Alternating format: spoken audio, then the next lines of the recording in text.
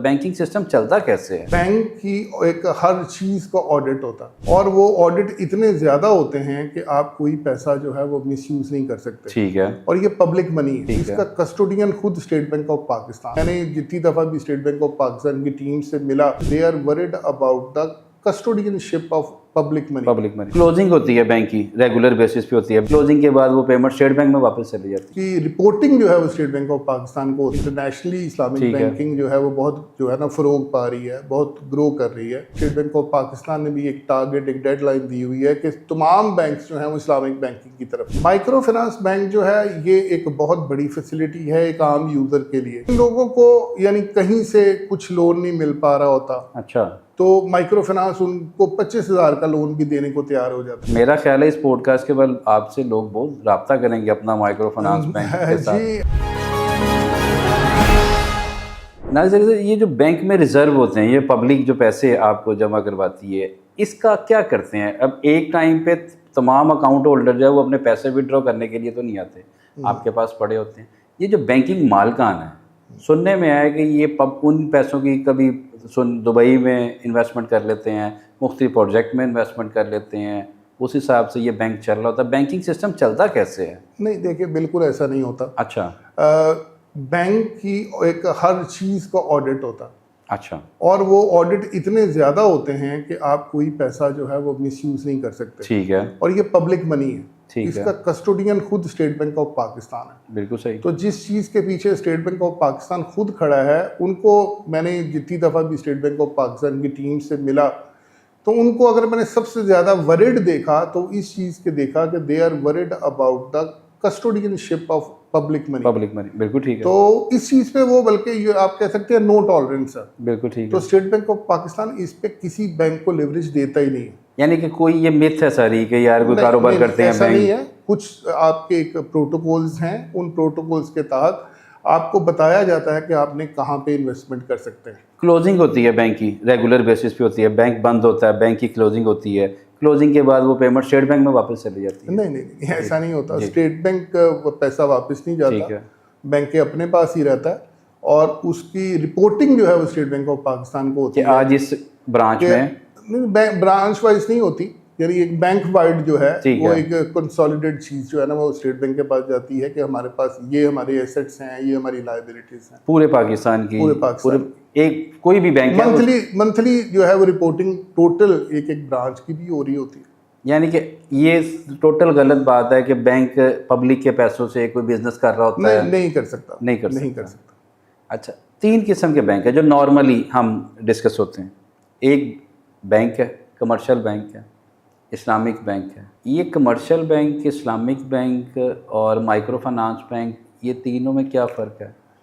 देखिए, commercial banks जो है, जो इस्लामिक बैंकिंग है, वो आज बहुत ज़्यादा इन है और वो सिर्फ पाकिस्तान में नहीं, इंटरनेशनली इस्लामिक बैंकिंग जो है वो बहुत जो है ना फरोग पा रही है, बहुत ग्रो कर रही है। पाकिस्तान में भी कुछ बैंक्स ने जो है ना टोटल कन्वर्जन की और अभी भी स्टेट बैंक ऑफ पाकिस्तान ने भी एक टारगेट, एक डेडलाइन दी हुई है कि तमाम बैंक्स जो हैं वो इस्लामिक बैंकिंग की तरफ आए। ठीक है। क्यों? बिकॉज हमारा रिलीजन इस्लाम है और हम इसी बैंकिंग को जो है फ़रोग देना चाहते हैं। बिल्कुल ठीक है। कमर्शियल बैंकिंग जो है उसमें और इस्लामिक बैंकिंग में एक सिर्फ कुछ जो है वो मॉडलिटीज़ जो है उनका डिफरेंस है। बिल्कुल ठीक है। और ये उसी तरह मोर और लेस उसी तरह बिहेव करते हैं, लेकिन इसमें रिलीजन जो है एक आंसर आ जाता है और जो हमें दीन ने शराइत दी हुई है जिसमें सूद का निज़ाम जो है उसको एलिमिनेट किया गया है, उसके मुताबिक जो है इस्लामिक बैंकिंग की जाती है। ठीक है। माइक्रो फाइनेंस बैंक जो है ये एक बहुत बड़ी फैसिलिटी है एक आम यूज़र के लिए। अच्छा, एक आम कंज्यूमर के लिए कि वो कैसे? जी, जिन लोगों को यानी कहीं से कुछ लोन नहीं मिल पा रहा होता, अच्छा, तो माइक्रो फाइनेंस उनको 25,000 का लोन भी देने को तैयार हो जाता। उसकी शराइत बड़ी सख्त होती है? नहीं, कोई ऐसी शराइत नहीं होती। क्लीन लैंडिंग होती है और उसकी 3 से 4 शक्लें हैं डिफरेंट। अगर सैलरी वाला बंदा है तो उसकी अगर 50,000 सैलरी है तो उसको उस पर लोन मिल जाता है। इवन आज कुछ ऐप्स या जैसे अगर आपने अक्सर सुना है जायज़ कैश है, इजी पैसा है, जी, फिनका है, अपना माइक्रो फाइनेंस बैंक है, खुशहाली बैंक है, तो ये सारे माइक्रो फाइनेंस बैंक्स हैं। बिल्कुल ठीक है। तो ये सब जो हैं वो 25,000 से लेके तो 50 लाख तक का लोन जो है कंज्यूमर को देने को तैयार हो जाते हैं। जब आप लोन देते हैं माइक्रो फाइनेंस बैंक, लोग तो ये तो बड़ी अच्छी बात कर रहे हैं आप कि आप कह रहे हैं कि micro finance bank easy loan दे देता है, जी जी। आसान शराइत पे लोन दे देता है। मेरा ख्याल है इस पॉडकास्ट के बाद आपसे लोग बहुत रब्ता करेंगे अपना माइक्रो फाइनेंस बैंक के साथ। जी, जो है वो ऑलरेडी बहुत ज़्यादा लेंडिंग जो है वो हर बैंक की, जो माइक्रो फाइनेंस बैंक्स जो हैं, हर एक की एक बुक जो है काफ़ी साइजेबल अमाउंट की लेंडिंग जो है वो हुई हुई है।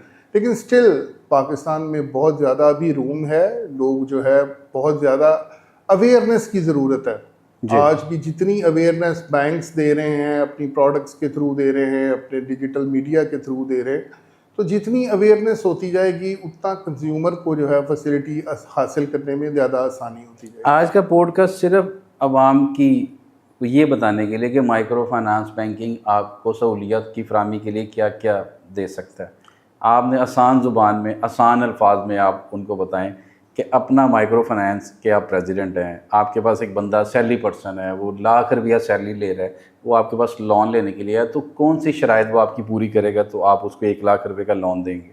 देखें, 3 से 4 किस्म की फाइनेंसिंग होती है। ठीक है। एक वो, अब वो सैलरीड बंदा है तो सैलरी लोन जो है वो हर माइक्रो फाइनेंस उसको बहुत इजी शराइत के ऊपर दे रहा होता है। वो कौन कौन सी शराइत होंगी? जी जी, उसने अपनी सिर्फ सैलरी स्लिप देनी होती है। 1, उसने अपना जिस भी जगह पे वो काम कर रहा है वहाँ से एक उसके लेटर हेड के ऊपर एक रिक्वेस्ट देनी होती है कि ये बंदा मेरा एम्प्लॉयर है, ठीक है, और ये मेरी कंपनी का रजिस्टर्ड यानी एनटीएन नंबर मौजूद है, मेरी कंपनी टैक्स पेयर है, ठीक है, और ये मेरा एम्प्लॉय है, ठीक है। नंबर 3, उसने अपनी आईडी कार्ड की कॉपी देनी है, और कुछ एक सिर्फ जो चंद शराइत जो है, अपना नाम, अपने फादर का नाम, बिल्कुल ठीक है, अपने मेलिंग एड्रेस, जो यानी वो एक अकाउंट ओपनिंग फॉर्म जो है वो फिल करना होता है। बिल्कुल ठीक है। तो उसकी बेस के ऊपर उसको लैंडिंग हो जाती है। ये जो मोहल्ले में जाके इन्वेस्टिगेशन करना, तफ्तीश करना, गवाहों से पूछना, इससे थोड़ा सा लोग इरिटेट होना शुरू हो जाते हैं। नहीं, देखें, अब अगर एक बंदे ने जो है ना लोन अप्लाई किया हुआ है अपने घर का,